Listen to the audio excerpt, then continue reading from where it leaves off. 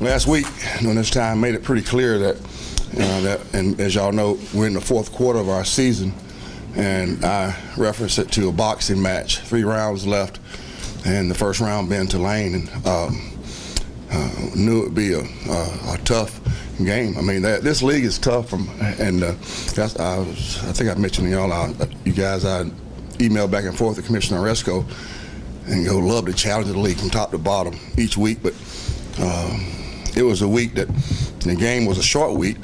Well, this week is a short week, but I thought it was a game that really was an epitome of what we talk about team and the value of working and being dedicated to our team, and everyone embracing their roles even more, everyone finding a way to help the program or the team even more last week. And during the game, I thought that showed. I used the phrase, we talk about resiliency, and you can say it, but to actually visually see it, I thought that game was a direct visual of resiliency. A team that had 2 setbacks, 2 tough losses, and to come back and play as they did, I was so proud of them and proud of the coaches, and I told them that during the game, proud of our sideline. I told them thank you more than anything.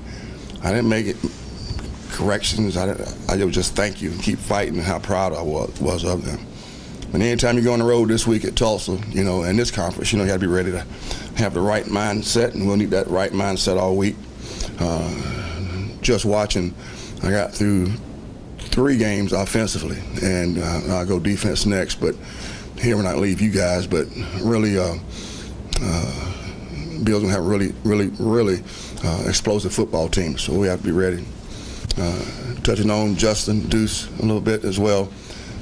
Justin symbolizes what our program and what we want our program to stand for, to mean when somebody mentions our football program, and he symbolizes that in so many ways. But a team first, team last, team always, a total commitment and dedication to the team, and embracing his role, which is, of course, very high priority role, but also embracing that, but also finding ways to make the team better. Justin does that, and working his way from a walk-on to one of the best receivers in the history of college football. It was a story that someone may make a movie or book about, and he is just so neat. That's the right word. It's great to be around him. His teammates absolutely adore him, and he's funny. He's really funny around those guys. But he'll be the first to tell you that his teammates are the reason he achieved the record. And I thought offensively, this against Tulane, I thought we're great in the red zone, 7 out of 8, going against the #1 defense in the American Conference. Guys make competitive plays. I mentioned that to you last week. It's going to be a game where you had to make competitive plays. And if they didn't on that one, they came back and made the next one. So it was going to be a competitive play game, and it's really a high intense when it's like that. You always having to beat a defender or offensive guy or to make a play. We talked about each play, you'd have opportunities to make a play all game long, and it was important when it was that turn to make it. I thought running the football would be very important. We thought running football versus Tulane would be very important, and we had 15 explosive plays, which is big. Defensively, great against the run. I think it was 0.9 yards per carry, which is what we're going to game to control it. Get them in third down situations where you can affect the quarterbacks. They can complete it some, but they were 5 out of 18 on third downs. Really good job of running to the football when you're watching that film and executing the game plan against Tulane. Defensively, we have what we call make a difference plays, mad plays. There were 22 of those. Great job of holding a team out of the end zone. Anytime you can do that, that's a great accomplishment for a defense. That doesn't happen very often. Special teams, we have 8 goals. Our special team reached all 8 in that game. Our punts, we had 4 punts inside the 20. Worth was 8th or somewhere in that top 10 in the country in punting, and he put that aside and to give us great field position on defense. 4 times inside the the 20 is big. That gives us that that percentage of scoring becomes very high for the offense, for our defense, and very low for the offense of them not getting an end zone. So Brandon has played outstanding. So has Zeke. I think they complement each other. We don't take those guys out on third down. They're every down linebackers. I don't know what you mean. That means sometimes you take a linebacker out to put a DB in or a faster guy in. Those guys play in all situations, first down, whatever. Like Shane has audibles on offense, we have audibles on defense. AFC's automatic front coverages is the way it's called. So according to this formation, those two must get us in the right front and coverage. So they do a great job of that. Getting more involved? Well, we still want to get all those backs involved. But Marquez has done a good job running downhill. He's growing as you see him, as you see each week. Bree is doing a great job. Chris Hash is doing a great job. You know, Lincoln, they have different packages for those guys. This was a game where we didn't get as many plays offensively as normal. 70 plus, I think. Not sure right around the number, not count penalties, but Marquez has done a great job. He's understanding protection. He plays on special teams and really gave us some positive deals.